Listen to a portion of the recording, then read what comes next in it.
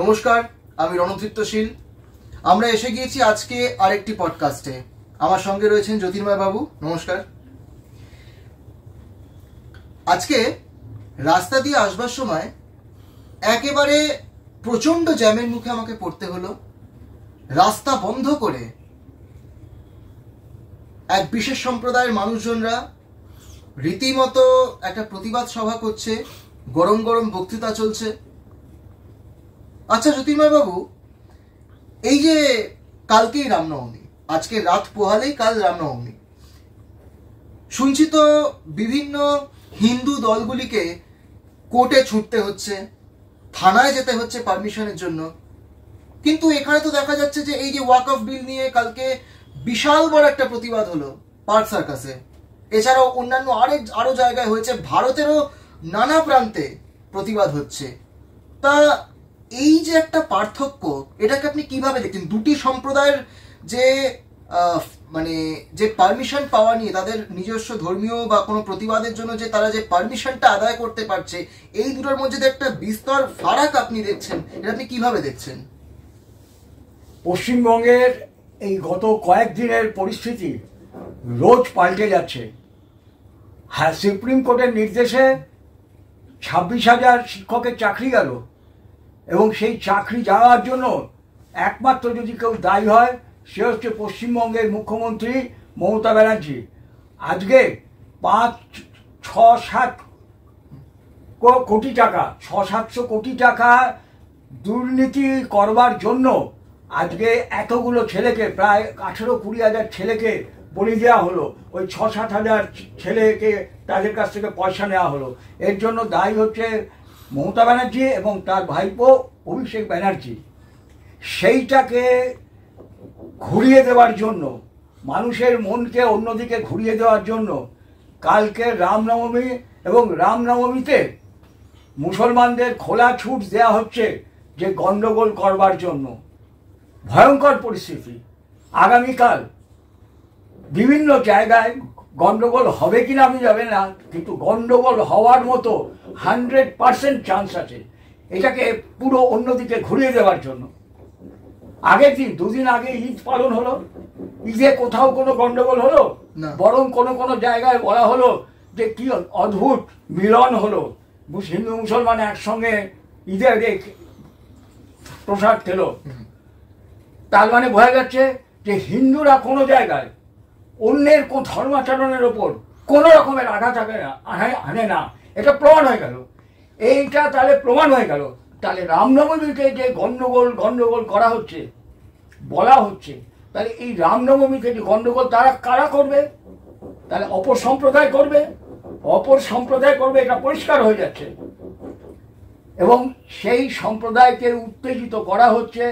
একবার ওই ওয়াকফ বোর্ডের নামে আজকে যে বিভিন্ন জায়গায় যে রাস্তায় জমায়েত হচ্ছে, কোনো পারমিশনের দরকার হচ্ছে না, সেই তাদেরকে উত্তেজিত করা হচ্ছে ওয়াকফ নিয়ে আমি বলবো না, কিন্তু এই রামনবমীকে, যাতে রামনবমীকে লণ্ডভণ্ড করা যায় তার চেষ্টা। কেন না? এরা সব থেকে বেশি ভয় পায় হিন্দু ইউনিটিকে। যেরকম রামচন্দ্রকে কেন এত বিরোধিতা? রামচন্দ্র, ভারতকে ভাগ করার যে চক্রান্ত এদের, উত্তর ভারত, দক্ষিণ ভারত, আর্যবর্ত, দাক্ষিণাত্য, এই সমস্ত আরও বিভিন্ন রকমের সেন্টিমেন্ট ঢুকিয়ে ভারতকে যে গণতন্ত্রের সুযোগ নিয়ে ভারতকে ভেঙে দেওয়ার যে অপচেষ্টা, তার প্রধান অন্তরায় হচ্ছে রাম। কেন? রাম উত্তর ভারত আর দক্ষিণ ভারত, এই দুই ভারতকে এক জায়গায় মিলিয়ে দিয়েছিলেন। উত্তর ভারত থেকে পুরো দক্ষিণ ভারত পর্যন্ত উনি পরিভ্রমণ করেছিলেন। কাজেই দক্ষিণ আর উত্তরের এই যে বিভাজন, একে রামচন্দ্র দূর করে দিয়েছেন। কাজেই রামচন্দ্রকে যদি ভারতের বুক থেকে মুছে দেওয়া যায়, রামচন্দ্রকে যদি কালিমালিপ্ত করা যায়, তাহলে কি হবে? এই ভারতকে ভেঙে টুকরো টুকরো করা যাবে।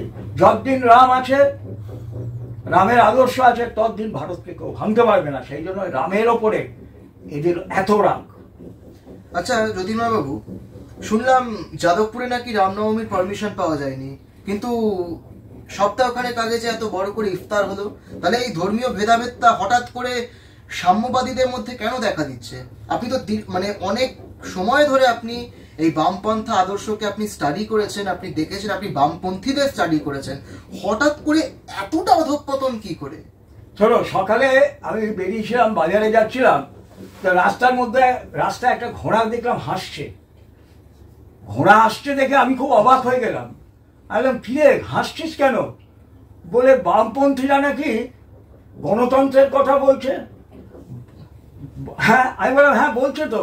বলো, যাদের ডিএনএতে গণতন্ত্র নেই, যাদের ডিএনএ হচ্ছে যে একনায়কতন্ত্র, সমাজতন্ত্র মানে একনায়কতন্ত্র, মানে প্রোলেটারিয়েটের একনায়কতন্ত্র, তারা গণতন্ত্রের কথা বলছে। গণতন্ত্রটা হচ্ছে বামপন্থীদের একটা বর্ম। যেখানে গণতান্ত্রিক সিস্টেম আছে সেখানে গণতান্ত্রিক বলে ওরা সেই সুযোগটা নেয়, নিয়ে এই গণতন্ত্রটাকে পরে উল্টে দেয়। কোথায় গেল নেপালে গণতন্ত্র? এখন নেপালে মানুষ ডাচতন্ত্রের জন্য আন্দোলন করছে। এটা তাদের ডেমোক্রেটিক রাইট, আমার অধিকার আছে আন্দোলন করার।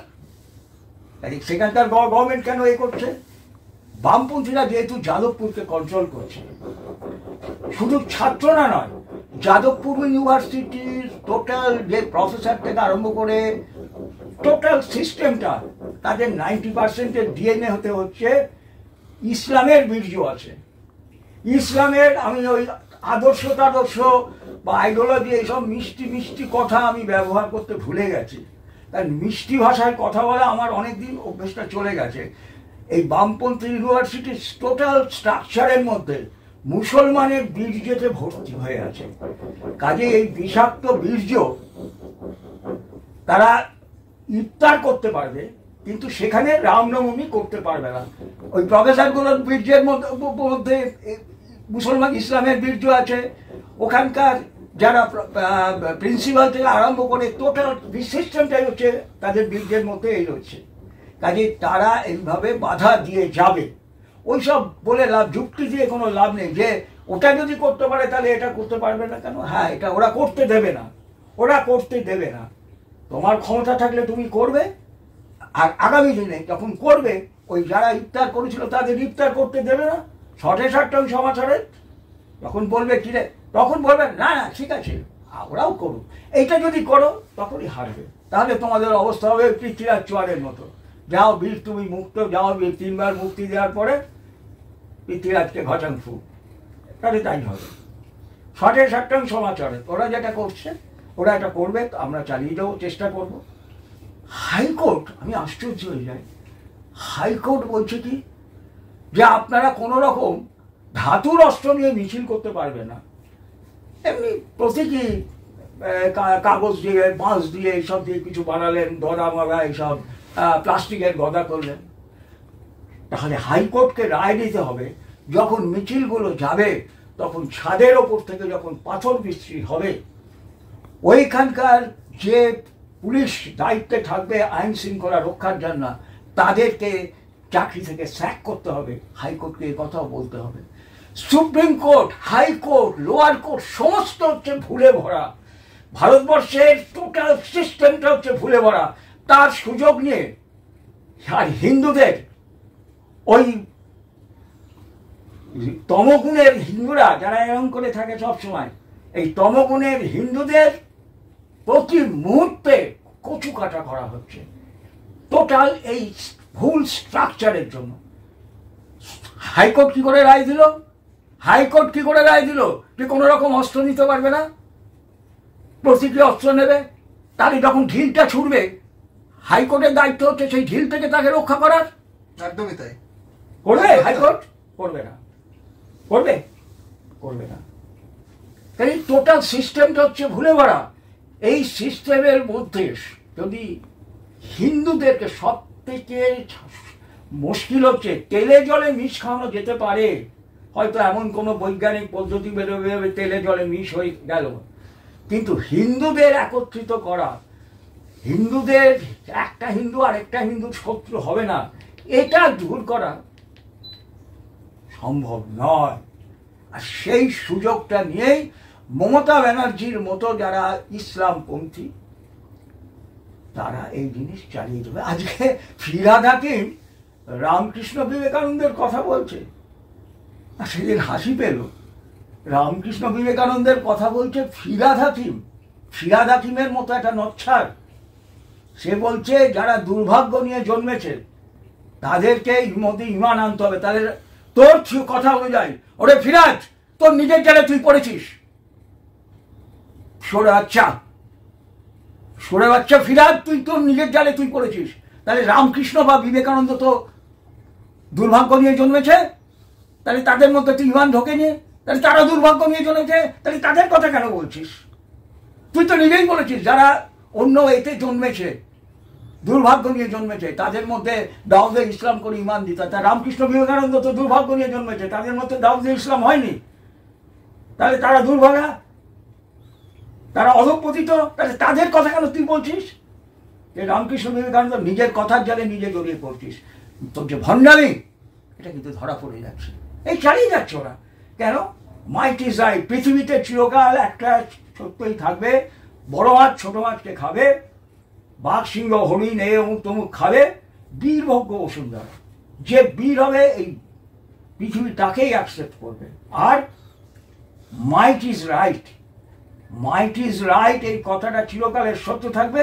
কোনোটা তার মধ্যে মাঝে মাঝে হয়তো সুগার কোট হবে, ওই বামপন্থীদের মতো কেউ কেউ সুগার কোটিং করে ব্যবহার করবে, ওগুলো বাজে কথা বলে আবার নিজেরা যখন আসবে তখন ওই সুগার কোটিংটা ফেলে দিয়ে ভেতরটা বের করবে, তখন বলবে মাইট is right, might is right. এই হচ্ছে ব্যাপার। এই জিনিস নিজের বলবুতে বা নিজেরা প্রশাসনিক ক্ষমতায় যতক্ষণ না হিন্দুরা আসতে পারছে, যতক্ষণ পর্যন্ত মুসলমান বা তাদের সমর্থনকারীরা ক্ষমতায় থাকবে, ততক্ষণ পর্যন্ত এইরকম বৈপরীত্য থাকবে।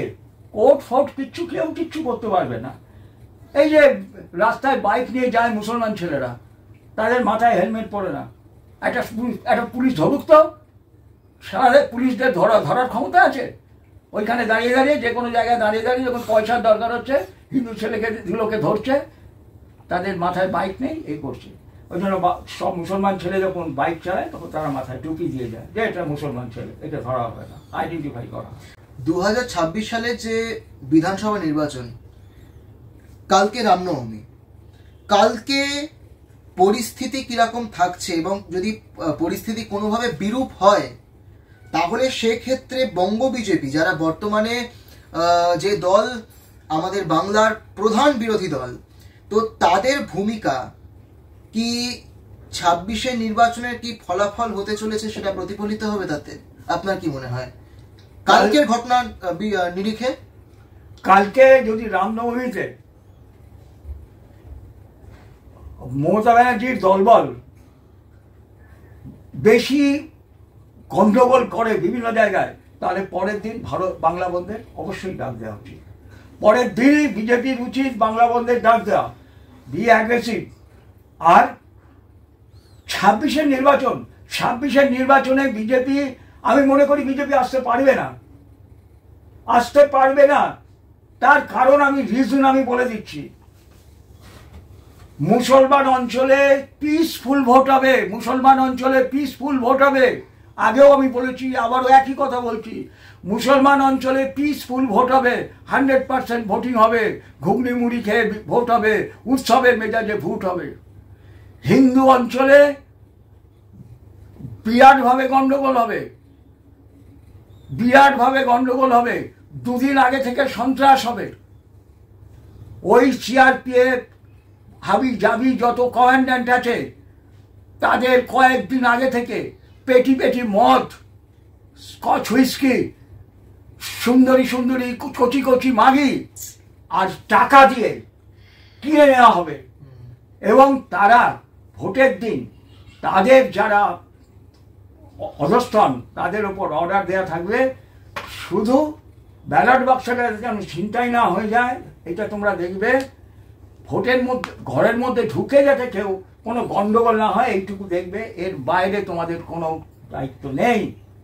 এবং ঘটনা হচ্ছে, যা খুশি আসবে ভোট ঢুকবে, আসল লোক ভোট দিতে পারবে না, অন্য লোক ভোট দেবে, অর্ধেক লোক ভোট দিতে পারবে না, বোমা পড়বে, খুন হবে, যেখানে বুথ অফিস হবে ভেঙে ঘুরিয়ে দেবে, তাড়িয়ে দেবে, একতরফা ভোট হবে। হিন্দু অঞ্চলে পোলিং কম হবে, সন্ত্রাসের মুখোমুখি হয়ে মানুষ ভোট দেবে না, হিন্দু অঞ্চলে তাণ্ডব হবে এবং বিজেপি ইলেকশনে হারবে। যদি এর বিকল্প কিছু করতে পারে, এর বিকল্প যদি কিছু হয়, তাহলে হয়তো জিতবে। যেটা হবে আমি সেটা বললাম, আর এইটার বিকল্প যদি কিছু করতে পারে তাহলে হয়তো জিততে পারে। আচ্ছা, আপনার কি মনে হয় যে হিন্দুরা জাগবে? মানে এই রিসেন্ট হুমায়ুন কবির যে মন্তব্য করেছে একদম অন ক্যামেরা, যে মুসলমানরাই ভোট করায়, হিন্দুরা মাংস ভাত খেয়ে ঘুমায়, এটা তো একটা ডাইরেক্ট ইনসাল্ট বাঙালি হিন্দুদের মানসিকতাকে, এবং তাদেরকে রীতিমতো খেলো করা হয়েছে অন ক্যামেরা। তো এরপরেও কি আপনার মনে হয় যে 26-এর নির্বাচনে বাঙালি হিন্দু জাগবে এবং তাদের অস্তিত্বের প্রমাণ দেবে? এর কোনো প্রভাব পড়বে না। হুমায়ুন কবিরের কথায় মজা করবে, ইয়ার কি করবে, হাসবে। ঘটনাতে হিন্দু অঞ্চলে ভোট সবসময় মুসলমানের থেকে অঞ্চলের থেকে অনেক কম পড়বে। এক তো মুসলমান 30% ভোট একটা দিকেই পড়বে, হিন্দু অঞ্চলের ভোট ওই যে বামপন্থীরা এখন খুব অ্যাক্টিভ হচ্ছে। বামপন্থীরা কেন অ্যাক্টিভ হচ্ছে, কেন তাহলে তোরা রামনবমীর পুজো করতে দিবি না, ওইটা করতে দিবি, ইফতার পার্টি করতে দিবি, তোরা ইফতারেও থাকবি না, থিওরি অনুযায়ী, বাক্সীয় থিওরি অনুযায়ী তোরা ইফতারেও থাকবি না, তোরা রামনবমীতেও থাকবি না, কোনোটাতেই থাকবি না। কিন্তু বামপন্থীরা কি করছে, হিন্দু ছাত্রগুলোকে মগজ ধোলাই করে ইফতারে নিয়ে যাচ্ছে, তারা ভোটটা দেবে। ওই জন্য খুব কায়দা করে বলে no vote to BJP. Jadavpur university বা অমুক তমুক এই যত বামপন্থী, উগ্র বামপন্থী, তুষ্ক বামপন্থী আছে, নো ভোট টু বিজেপি। কেন নো ভোট টু তৃণমূল কেন লেখে না? No vote to BJP, no vote to Trinamool, দুটোই লিখতে পারে, কিন্তু কেন লেখে না? কেন কি? এই কারণে এদের কাজ হচ্ছে হিন্দু ভোটকে ডিভাইড করে দাও। বামপন্থীরা এখন আবার নতুন করে মমতা ব্যানার্জির ইনস্ট্রাকশনে লাইমলাইটে আসার চেষ্টা করে। কেন? এখন বামপন্থী কারা করে গুনে দেখবে 99% হচ্ছে হিন্দু ছেলে। সেই হিন্দু ছেলেদেরকে, হিন্দু ভোটগুলোকে যাতে করে দেয়, স্প্লিট করে দেওয়া যায়, হিন্দু ভোট স্প্লিট হয়ে যাবে, এটাই তো কারণ। এই জন্য এরা এই জিনিসগুলো করছে এবং এটা হবে, হিন্দু ভোট স্প্লিট করাবে, হিন্দু ভোট স্প্লিট হবে। হিন্দুদের একটা যারা খুব ধনী লোক, অমুক তমুক এলিট পার্সন, তারা লাইনে দাঁড়িয়ে ভোট দেবে না, ভোটের লাইনে জ্যাম হবে, বিভিন্ন রকমের ঘটনা ঘটবে। সব থেকে বড় হচ্ছে লাগাম ছাড়া সন্ত্রাস হবে। ওই সিআরপিএফ কেন্দ্রীয় বাহিনী কি করবে সেটা তো আগাম বলে দিলাম অলরেডি। 3 মাস আগে থেকেই পেটি স্কচ হুইস্কি মানে হতে থাকে, আর সুন্দরী মেয়ে কোথায় কে যাবে তাদের অ্যালটমেন্ট হয়ে যায়, টাকা পয়সা সব আগে থেকে পাঠানো যায়। পশ্চিমবঙ্গে ডিউটি নেওয়ার জন্য হুড়োহুড়ি পড়ে যায়, জেনে রাখো। ভয়ঙ্কর কথা অভিযোগ করছি, পশ্চিমবঙ্গে ডিউটি নেওয়ার জন্য কেন্দ্রীয় বাহিনীগুলোর মধ্যে হুড়োহুড়ি পড়ে যায়। হয়তো ভেতরে পয়সাও খাওয়ানো হয় যাতে পশ্চিমবঙ্গে ইলেকশনের ডিউটিটা পায়। ভয়ঙ্কর ঘটনা, আমি অভিযোগ করছি। আচ্ছা, সিপিএম এর ছাত্র সংগঠন এসএফআই থেকে একটা কথা বলা হয়েছে যে এবারে রামনবমীতে নাকি তারা প্রায় গোটা দিন এবং রাত্রি পাহারা দেবে যাতে করে সাম্প্রদায়িক সম্প্রীতি বজায় থাকে। হঠাৎ করে রামনবমীকে কেন্দ্র করে হঠাৎ উঠে পড়ে লেগেছে এসএফআই, হঠাৎ করে সিপিএম। শোনো, কমিউনিস্টদের তো ছলের অভাব নেই, বদমাইশির অভাব নেই। করে এই বছরই এটা হচ্ছে দ্বন্দ্বমূলক, ডায়ালেকটিক্যাল মেটেরিয়ালিজম, ডান দিক এদিক দিয়েও কাটতে পারবে, ওদিক দিয়েও কাটতে পারবে, ওদের ভাবনার মধ্যে। এটা মোদ্দা কথা হচ্ছে রামনবমীটাকে ওরা ব্যস্ত, মানে রামনবমী যাতে, আমার যেটা ধারণা, তাদের মানে যারা বামপন্থী মানসিকতা সম্পন্ন হতে পারে কিন্তু এমনি সাধারণ ছাত্র, তারা যাতে রামনবমীর অনুষ্ঠানে অ্যাটেন্ড করতে না করে, তাদের নিজেদের ছেলেদেরকে ওই বিভিন্ন রকম ক্যারিকুলার অ্যাক্টিভিটিসের মধ্যে ব্যস্ত রাখবে। নাকি এই বাহানায় কিছু হিন্দু ভোট মানে জপিয়ে নেওয়ারও চেষ্টা করছে? তাও হতে পারে। বামপন্থীদের শয়তানি সবসময় বোঝা যায় না, কারণ এরা হচ্ছে ডায়ালেকটিক্যাল মেটেরিয়ালিজমে বিশ্বাসী, ডান দিক সবসময়। আমাদের যেরকম আধ্যাত্মিকতার বলি, আমরা মানে সেই স্পিরিটের সঙ্গে এক হবার চেষ্টা করি, আমাদের যেরকম ওদেরটা সবসময় এই করছে প্যান্ট, জিলিপির প্যাঁচ। জিলিপির কি অমৃত জানি না, সবসময় যেন সব, তুমি যেটা বলে সেটা হতে পারে, আমি যেটা বললাম আমাদের এই যে প্রশ্ন উত্তরের পালাটা চলছে, এবারে আমি এটা একটু চেঞ্জ করব। আজকে এই যে রণধৃত্য আসার পথে যে রাজাবাজার শিয়ালদা অঞ্চলে যে ঘন্টার পর ঘন্টা তাকে দাঁড়িয়ে থাকতে হয়েছিল, শোনা যাচ্ছে ওয়াকফ বিল যে পাস হয়েছে তার বিরুদ্ধে ওই অঞ্চলে মুসলমানরা সেখানে বিক্ষোভ দেখাচ্ছিল, তারা সেখানে জমায়েত হয়েছিল, রাস্তাঘাট অবরোধ বন্ধ ছিল, গাড়ি আসছিল না। তো এই ব্যাপারে তার এই অভিজ্ঞতা আজকে যে হলো, তো এই ব্যাপারে আমি ওই ওয়াকফ নিয়ে আমি ওকে কিছু প্রশ্ন করব। আচ্ছা, আজকে যে তুমি আটকালে সেটা তো ওয়াকফের কারণে আটকালে, ওয়াকফ বিল পাস হয়েছে বলে এটা মুসলমানরা মেনে নিতে পারেনি, এটা আটকালে। তো ওয়াকফ বিলটা কি কি ছিল আর কি পরিবর্তন হলো?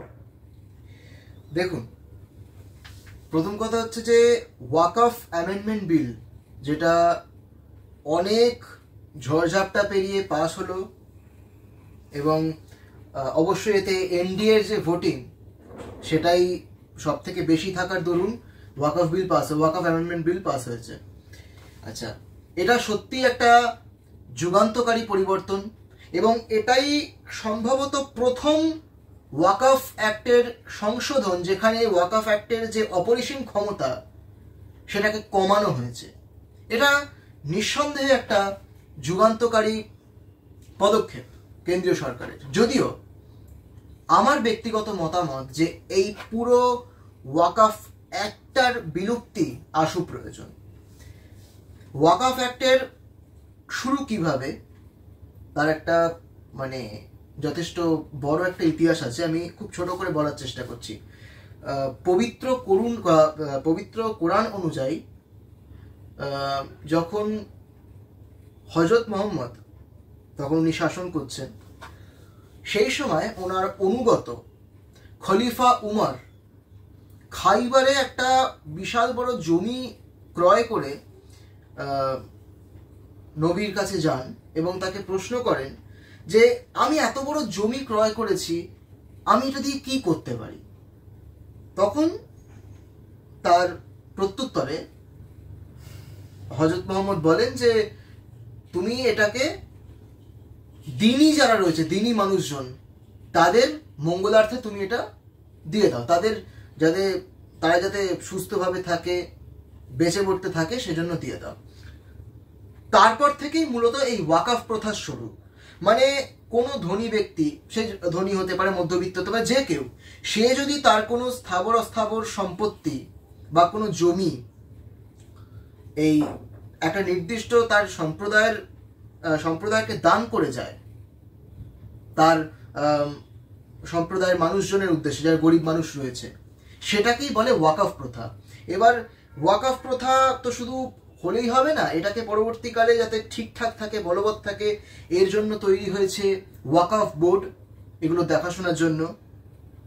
এবং সেই সাথে ওয়াকফের মধ্যে বিভিন্ন রকমের কি বলবো স্তরের নির্মাণ হয়েছে, বিভিন্ন র্যাঙ্কের নির্মাণ হয়েছে, যেখানে এক একজন সব কেউ সার্ভেয়ার থাকে, কেউ কালেক্টর থাকে। তো ফিরে যাচ্ছি সেই ঐতিহাসিক প্রসঙ্গে। হযরত মুহাম্মদের পরেও আরো বাকি তার যারা খলিফারা যারা এসেছিলেন, খিলাফতের গদিতে যারা বসেছিলেন, তারও পরে আব্বাসিদ খিলাফত, তারপরে অটোমান সাম্রাজ্য যখন রাজত্ব করছে, সেই সময় মূলত প্রচুর ওয়াকফ জমির উৎপত্তি হতে দেখা গিয়েছে, এবং ওয়াকফ সম্পত্তির ক্ষেত্রে কিছু ভালো কারুকার্য হয়েছে, যেমন জেরুজালেমের আল আকসা মসজিদ, সেটাকে পুনর্নির্মাণ করা হয়েছিল। আগে সেটা ছিল ইহুদিদের হাতে, তাদের থেকে পরে সেটা যখন ক্যাপচার্ড হয়ে যায়, তারপরে সেই আল আকসা মসজিদ নির্মাণের ক্ষেত্রে যা ব্যয় হয়েছে সবই মোটামুটি এই ওয়াকফ আইনের থ্রু দিয়েই হয়েছে। এবারে প্রশ্ন হচ্ছে, ভারতবর্ষে এই ওয়াকফ প্রথা এলো কিভাবে? যবে থেকে ভারতের মাটিতে ইসলামিক আগ্রাসন শুরু হলো, তবে থেকেই এই ইসলামিক শাসকরা এই ওয়াকফ তৈরি করা কিভাবে শুরু করলেন? এক একটা জমি নিয়ে বলে দেওয়া হলো এটা আমাদের দখলীকৃত জমি, তারপরে তিনি ভোগ না করে ওয়াকাফের নামে দিয়ে দিলেন। এইবার ওয়াকাফের নামে দিয়ে দেওয়ার দরুন হচ্ছে কি, তার সেই জমিটা, সে তো মারা গেছে 400 বছর আগে, 500 বছর আগে, কিন্তু তার ওই জমিতে কিন্তু অন্য সম্প্রদায়ের কেউ কিছু কোনো ব্যবস্থা নিতে পারবে না। মানে প্রথাটা এমনই একটা ছিল।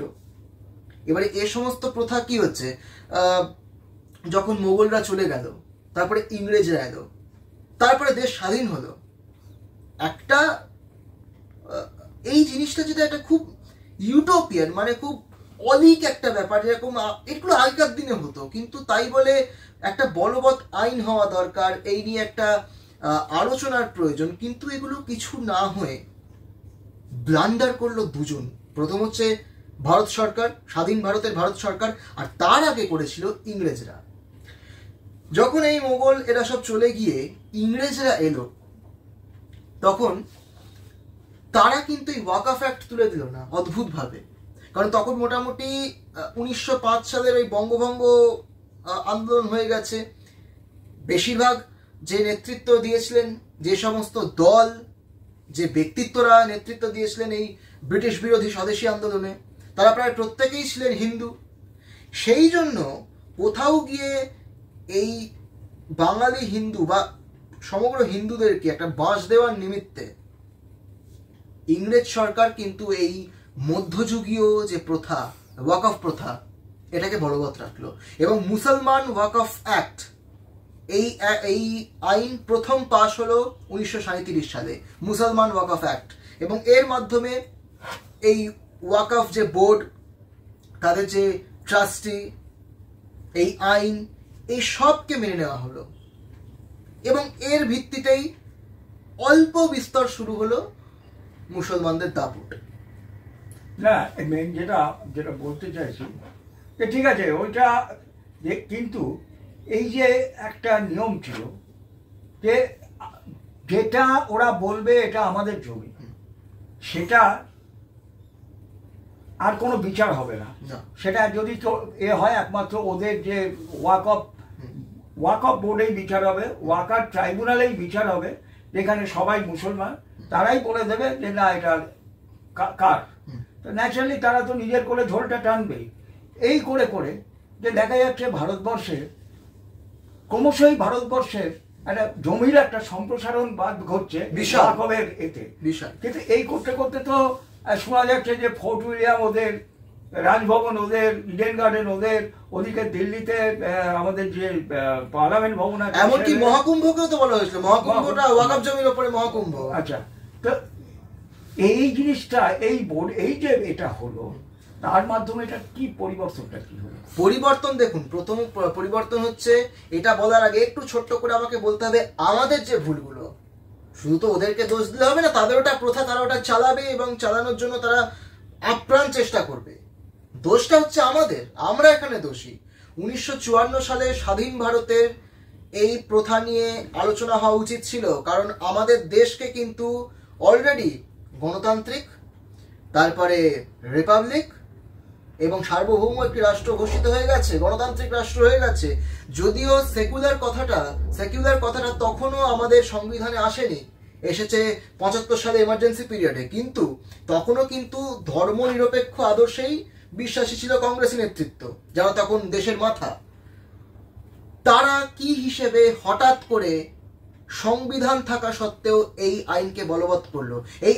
এই ওয়াকফ আইনে যদি চাঁচাশোলা ভাষায় কথা হচ্ছে, মুসলমানদের স্বার্থ দেখবে, গরিব মুসলমানদের দেখাশোনা হচ্ছে কিনা সেগুলো দেখবে, এই মুসলমানরা যারা জমি দিয়েছে, যে ধনীরা, তাদের জমিগুলো ঠিকঠাক সমবন্টন হয়েছে কিনা এগুলো তারা কেন দেখবে? প্রথম কথা, দেশের সংবিধান তো রয়েছে, দেশের সংবিধানে তো রয়েছেই যে সমস্ত কিছু ভারতবাসীর, যারা ভারতের নাগরিক, তাদের যে কোনো জমি সংক্রান্ত সমস্যা বা যে কোনো অধিকার থেকে তারা বঞ্চিত হচ্ছে না, তারা সেই অধিকারগুলো পাচ্ছে, তার দায়িত্ব সম্পূর্ণ সংবিধানের এবং উচ্চ বিচারালয়ের, অর্থাৎ সুপ্রিম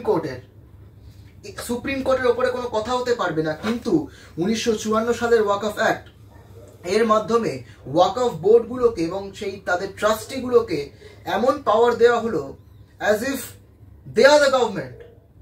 তারা এগুলোর দায়িত্ব থাকবে এবং ইসলামিক আইন জানা ব্যক্তি থাকতে হবে, সার্ভেয়ার যে হবে সে হবে আপনার মুসলিম, এবং যত রকমের মানে পলিটিশিয়ানরা এতে অংশীদারিত্ব করতে পারে, কিন্তু প্রত্যেককে মুসলিম হতে হবে, মুসলিম এমপি, মুসলিম এমএলএ, মুসলিম কাউন্সিলর, সবকিছু হতে হবে। তারা চালাবে। এখানে আরেকটা প্রশ্ন, যে হিন্দুদেরও তো দেবত্ব সম্পত্তি এক আইন আছে, হিন্দুরাও তো দেবত্ব মানে একটা জমি সে হয়তো কাউকে না দিয়ে দেবতার উদ্দেশ্যে দিয়ে দিল, দেবত্ব সম্পত্তি আইন আছে। তাহলে ওদের যেরকম বোর্ড আছে মানে অল ইন্ডিয়া বেসিসে এবং প্রত্যেক রাজ্যে রাজ্যে, তাহলে হিন্দুদের ক্ষেত্রে কেন যখন ওয়াকফ বোর্ড তৈরি হলো 54 সালে, তাহলে হিন্দুদের দেবোত্তর সম্পত্তির ক্ষেত্রে কেন এরকম একটা ওয়াকফ বোর্ড তৈরি হলো না? সে তাহলে তো এই যেভাবে হিন্দুদের ওয়াকফ এই দেবোত্তর সম্পত্তির জমি বিভিন্ন সময় দখল হয়ে যাচ্ছে, কারণ দেখার কেউ নেই আর কোনো সেন্ট্রাল ব্যবস্থা নেই, কেন তাহলে সেটা হলো না কেন? দেখুন সেটা হলো না, সেটা এক দিয়ে দেখুন, আমি যদি মানে এক দৃষ্টিভঙ্গি দিয়ে দেখি তো সেটা একটা স্বাধীন দেশে হওয়া উচিতই ছিল না। মানে ওয়াকফটা তো একটা অ্যাডেড হেডেক আমার কাছে। ওয়াকফ আইন থাকবে কেন? তাহলে তো এই দেবোত্তর যে আইনের কথা আপনি বলছেন, দেবোত্তর সম্পত্তির আইন, কালকে তো স্লোগান উঠবে যে দেবোত্তর সম্পত্তির আমরা যাতে দখল পাই, ঠিকঠাক পাই, আমরা নিয়ন্ত্রণ করব। কালকে খ্রিস্টানরা বলবে আমরা একটা সেপারেট বোর্ড চাই, আমরা নিয়ন্ত্রণ করব। জৈন, শিখ, পার্সি, ইহুদি সবাই বলতে আরম্ভ করবে। তা তো দেশকে, তারা তো এই যে ধর্মনিরপেক্ষতা এই ভাঁওতাবাজি রেখে তো লাভ নেই। আর যদি ধর্মনিরপেক্ষ রাষ্ট্র রাখতে হয় তাহলে এই ওয়াকফ অ্যাক্টকে তুলতে হবে, পুরো তুলতে হবে। তো যেটা বলছিলাম 1956 জমির ওপরে একমাত্র অধিকার থাকবে এই দেশের ওপরে সরকারের অধিকার থাকবে, অবশ্যই সংবিধানে, সরকারের নয়, সংবিধান।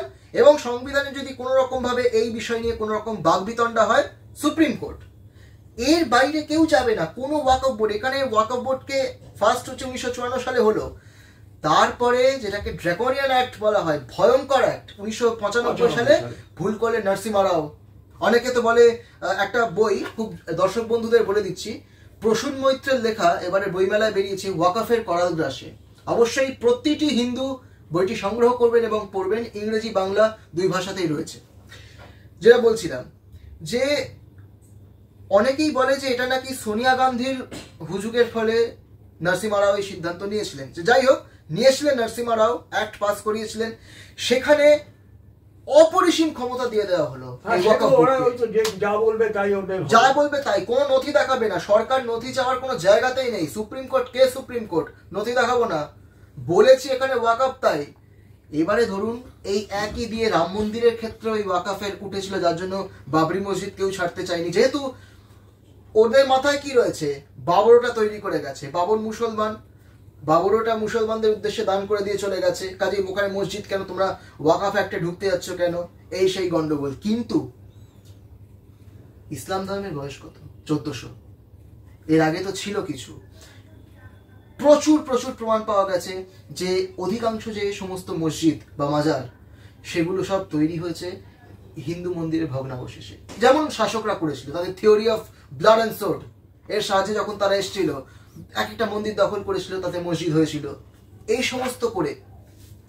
কাজেই এই ওয়াকফ অ্যাক্টটা সরকারকে কোনোভাবে হস্তক্ষেপ করতে দিত না, বা কেউ যে প্রতিবাদ করবে সেই প্রতিবাদটা পর্যন্ত করতে দিত না। ইনফ্যাক্ট আলাদা একটা ট্রাইব্যুনালের গঠন হলো, মানে আলাদা একটা কোর্ট। ভাবতে পারছেন, সুপ্রিম কোর্টের প্যারালাল একটা ট্রাইব্যুনালের নির্মাণ হলো, যেখানকার উপদেষ্টা, যেখানকার বিচারক থাকবেন সমস্ত মুসলিম, ইসলামিক আইনে একদম পরিশুদ্ধ লোকজন, তারা এটা বিচার করবে। 1995 সালে এটা হলো। 2013 সালেও সংশোধন হয়েছিল, কিন্তু কিছু না, আরো ক্ষমতা বাড়িয়ে দেওয়া হয়েছিল। 2024-এর অ্যামেন্ডমেন্ট অ্যাক্ট যেটা হলো, এটাতে কয়েকটা জিনিস খুব ভালো কি হলো। এক হচ্ছে যে এই জমি মুসলমানের কিনা, বা সমবন্টন হচ্ছে কিনা, বা ওই জমিটা আসল কিনা, ওগুলো সেই এলাকার ডিস্ট্রিক্ট ম্যাজিস্ট্রেট বা কালেক্টর বুঝবে। কোনো ইসলামিক আইন টাইন জানা লোক, ওই ধর্মগুরু বুঝবে না, সার্ভেয়ার কিংবা কালেক্টর তারা বুঝবে।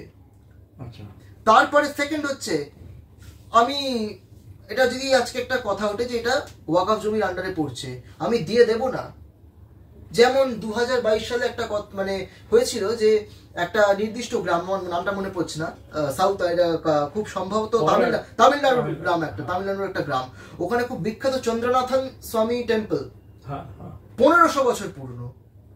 হঠাৎ করে স্থানীয় ওয়াকফ ওয়াকফ বোর্ড থেকে এসে বলা হলো যে এটা ওয়াকফ প্রপার্টির উপরে তৈরি আছে, এটা আমাদের। মানে কি এবার, মানে what is the next step? ভেঙে ফেলবে মন্দিরটা? কিন্তু আগে হলে হতো কি, ওরা যদি জেদ নিয়ে বসে থাকতো, বড় জোর মন্দির কর্তৃপক্ষকে যেটা করতে হতো, এরকম হাতটা জোর করে ওয়াকফ বোর্ডের সামনে নতমস্তক হয়ে বলতে হতো ভেঙে দিও না নিষ্পত্তিটা। কিন্তু যদি ওরা অনড় থাকতো, তাহলে ওদের হাতেই ক্ষমতা থাকতো যে যা খুশি তারা ওই মন্দিরটা নিয়ে করতে পারে, কারণ আগের নিয়ম অনুযায়ী সরকারকে কোনো রকম নথিপত্র দেখানো যাবে না। কিন্তু এখন এই ওয়াকফ অ্যাক্টে যদি হুট করে এরকম কোনো রকম কথা ওঠে, সেক্ষেত্রে সরকার ইন্টারফিয়ারেন্স করবে, মানে সরকার ডিরেক্টলি করবে না, এই ডিস্ট্রিক্ট ম্যাজিস্ট্রেট বলুন, সার্ভেয়ার বলুন, কালেক্টর বলুন, তারা ইন্টারফেয়ার করবে, তারা বিষয়টাকে দেখবে, নথিপত্র ঘাঁটবে, এই নিয়ে কথা হবে। ইনফ্যাক্ট আরেকটাও জিনিস, এটা মানে কে ওয়াকফকে দিয়ে গেছে, যার সেটা যদি অরিজিনাল কোনো মুসলমানের জমি থাকে, তার তো পর্চা থাকবে, তার রেকর্ড থাকবে, মানে এটার অথেন্টিসিটিটা বিচার করবে। সে যদি দিয়ে থাকে তাহলে একমাত্র কথা হবে। মুখে বললে সেটা হবে না, প্রমাণ করতে হবে। You have to prove it. একদম তাই, ম্যাজিস্ট্রেটকে প্রমাণ করতে হবে, বিএলআরও অফিসে প্রমাণ দেখাতে হবে। একদমই তাই। আচ্ছা, এইবারে এটা তো গেল একটা কথা, কিন্তু অ্যামেন্ডমেন্ট অ্যাক্টের মধ্যেও কিছু ত্রুটি রয়েছে, যার জন্য প্রচুর আরো হিন্দুত্ব সংগঠন তারা কিন্তু প্রধানমন্ত্রীর প্লাস সেন্ট্রাল গভর্নমেন্টেরও সমালোচনা করছে বা এই অ্যাক্টেরও সমালোচনা করছে। এক হচ্ছে, সরকার কিন্তু এরকম বলে দেয়নি যে কিছু হলে ডিরেক্টলি সরকার ইন্টারফিয়ার করবে, যেটা আমি বললাম। মানে কি, ওই এরিয়ার লোকাল ম্যাজিস্ট্রেট বা কালেক্টর করবে। এবার সাধারণত যেটা দেখা যায় যে, বিশেষত এটা অনেকটাই বলবৎ হচ্ছে পশ্চিমবঙ্গের ক্ষেত্রে, যেখানে বিশাল বিশাল একর একর জমি ওদের দখলে, in the name of Waqf property দখলে বসে আছে। এবার এই সমস্ত জায়গায় আমরা কি দেখছি, আমরা তো পশ্চিমবঙ্গের ক্ষেত্রে যদি আপনি বিচার করেন, জনবিন্যাস তো বদলে গেছে। আজকে মুর্শিদাবাদ, মালদা, এই সমস্ত জায়গায় যেগুলো মুসলমান প্রধান অঞ্চল, যেগুলো ধরুন ওয়াকফ অ্যাক্ট এরকম রয়েছে, সেখানকার যে কালেক্টর বা সার্ভেয়ার হবে, অটোমেটিক্যালি অধিকাংশ ক্ষেত্রেই দেখা যায় সেও তো একজন মুসলমানই। সেটা এমন না যে হিন্দু বা কিছু। দু রকমের সম্ভাবনা আছে। যদি ধরুন সে যদি অন্য কোনো ধর্মাবলম্বী হয়, তাকে ঘুষ খাওয়ানো যেতে পারে, ঘুষ খাইয়ে সে একটা রিপোর্ট সরকারকে দিয়ে দিল যে ওয়াকফ অ্যাক্টে রয়েছে। কিংবা সে যদি মুসলমান হয়, তাকে ইমানি জোশে উদ্বুদ্ধ করে তারা হয়তো জিনিসটাকে বাগিয়ে নেবে। ধর্মের ব্যাপার থেকেও বেশি হচ্ছে একটা ব্যবসা চলছিল, এতদিন ব্যবসা চলছিল, জায়গা জায়গা জমি, গভর্নমেন্ট প্রপার্টি কেউ বলে দিচ্ছে ওয়াকফ প্রপার্টি। এ কি? তাহলে যাই হোক, একটা আইন যখন তৈরি হয়, সেটা তো তাহলে পুরোপুরি সবসময় যে 100%। হ্যাঁ, আমি যেটা বললাম, কিছুটা এগোনো গেছে। যাই হোক, ওয়াকফ বোর্ডের আইনের ব্যাপারটা আমরা বুঝলাম। তাহলে আইনে হয়তো সব ত্রুটি দূর হলো না, কিন্তু আমরা রণদীপ্তর কাছ থেকে যা শুনলাম, একটা জায়গা এলো। আগামী দিনে হয়তো এর আরো এ হবে। আচ্ছা, আমাদের আজকের এই আলোচনা শেষ করলাম। সবাইকে ধন্যবাদ জানিয়ে আমি জ্যোতির্ময় ভট্টাচার্য বিদায় নিচ্ছি।